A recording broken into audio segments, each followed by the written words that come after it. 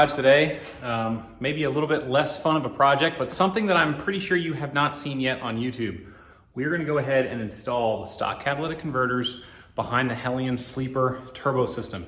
You may be asking yourselves, why am I doing that? Well, most of the videos you've seen of this car so far have been on the racetrack, and honestly, that's where it's the most fun. But if you look around the garage right now, you'll see I don't have my green truck anymore. Sold the green truck.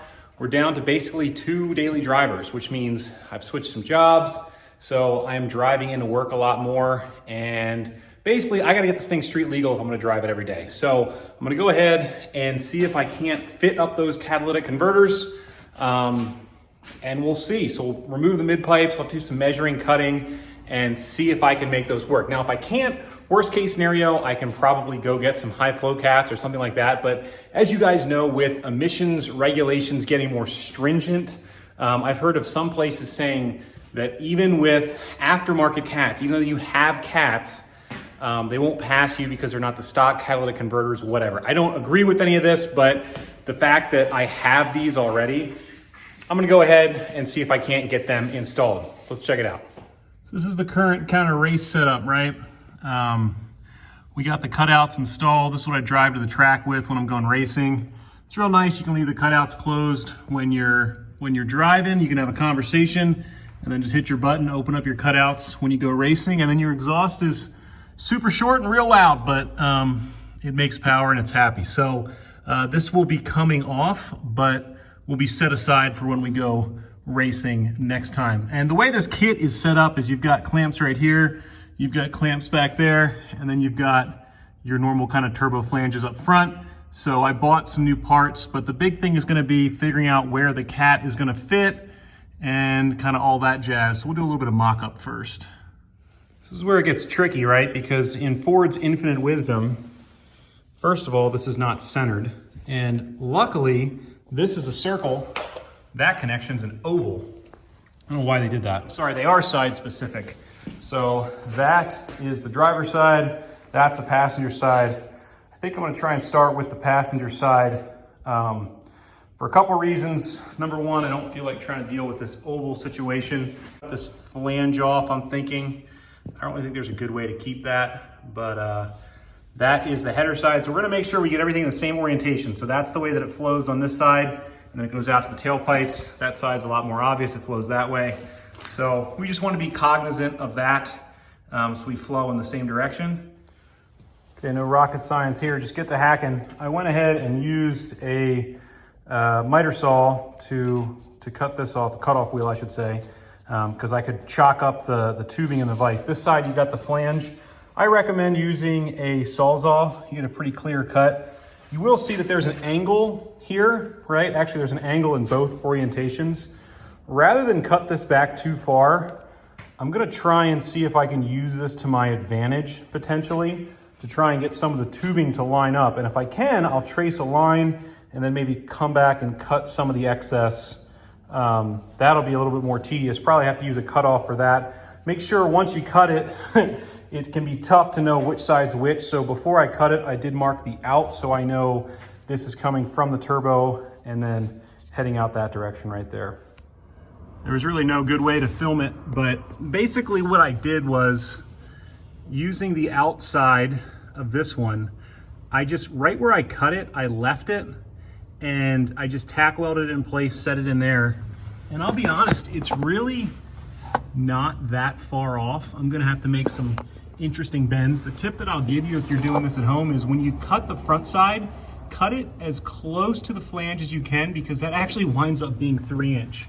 So this backside here, it's actually a little bit smaller in here. It's less than 3-inch. I'm not too worried about that only because the flow is this way and you're not doing this to make maximum horsepower. If you were gonna race with this, you'd probably come back and cut that and make sure there was no restriction, but we got the cat in there.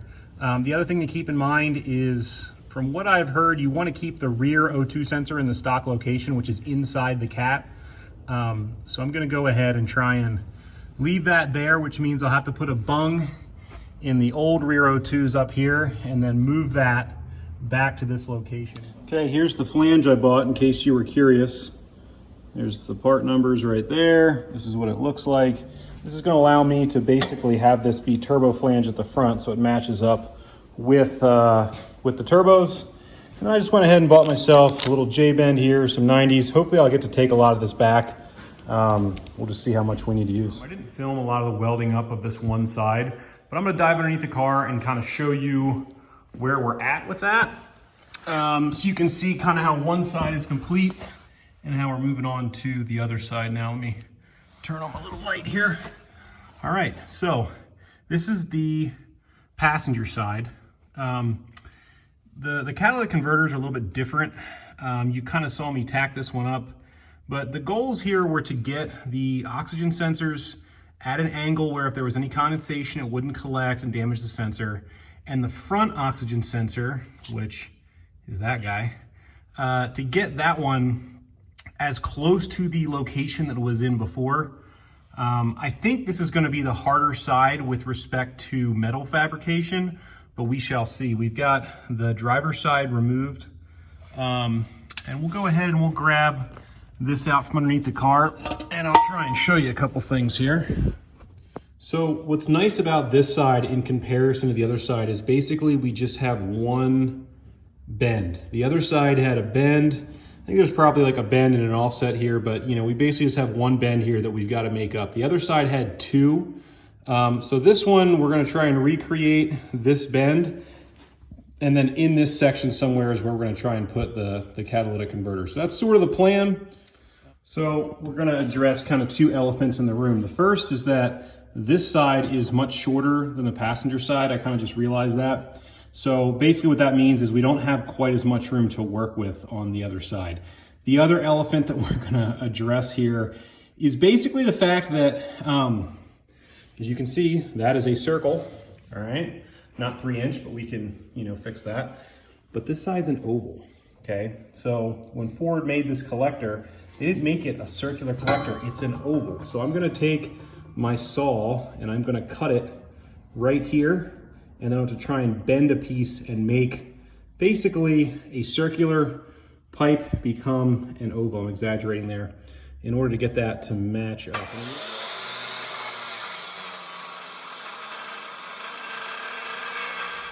All right, don't let that oval scare you, because all you need is a small ball peen hammer.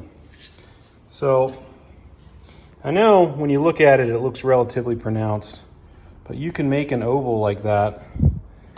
Not too difficult. I mean, this steel's not very thick, and let's take a look here. So I could sit here and get this perfect, but if you look, it's pretty darn perfect. Now, ideally, this would be cut away even thicker. I could slide this slightly into there to allow me a little bit of movement this way. But I think what I'm gonna do is try and see roughly where it wants to be, right? And then I may have to tack it in place. And if it's close, I can just open up the gap a little bit. But on the other side here, now this isn't gonna slip over because it's an oval now, but if you had a circular section and you slid it over this, you've got some movement here. So I can kind of use that to my advantage to get everything to sort of line up. That's my game plan, at least. Well, here's the finished product in all her glory. So I didn't accomplish the original goal of not having it hang down more than whatever I said, 2 inches. There's just really no way to do it with how big these cats are, but I did my best. And hopefully we don't have any clearance issues, but we're gonna fire it up here in a second, clear any codes that we may have had before, and start driving it.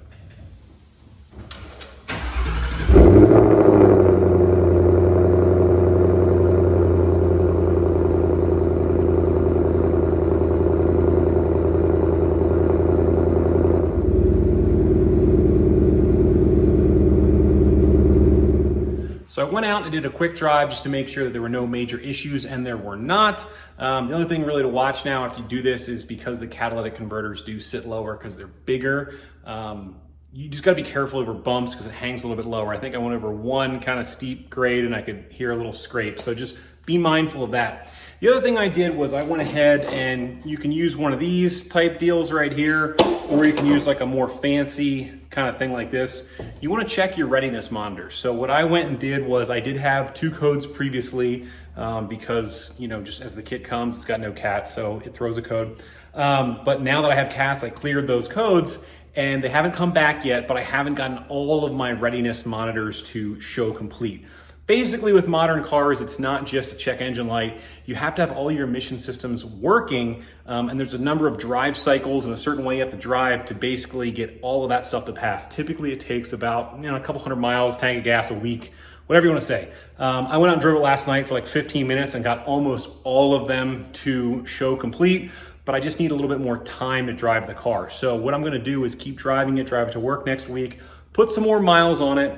And you can look up online what the specific conditions are to get everything to pass. But basically, I'm gonna drive it some more and then I'll go back and I'll check with this guy right here, make sure all my readiness monitors are good and I have no check engine lights. At that point, you would be good to take it to emissions and you should pass. So, excited to bring that to you once that happens. We're not fully out of the woods yet, but I'm fairly confident that we're gonna be good. And then in the future, we're gonna have some more Mercury Comet content. I did pick up a cam, I've got the heads, I've got all kinds of stuff ready to go on that, just haven't had a chance to install it yet. Honestly, this was more important. So we got that done and a couple other projects, and we're gonna be going back into Comet content. So more 302, but 302 Windsor, not Coyote. So hope you guys found this useful, enjoyable, helpful, and check us back next time. Don't forget to hit the subscribe button if you like these videos. I've got plenty more on the channel, much more on both vehicles. So we will see you next time on Truck and Roll. Have a great 4th of July weekend.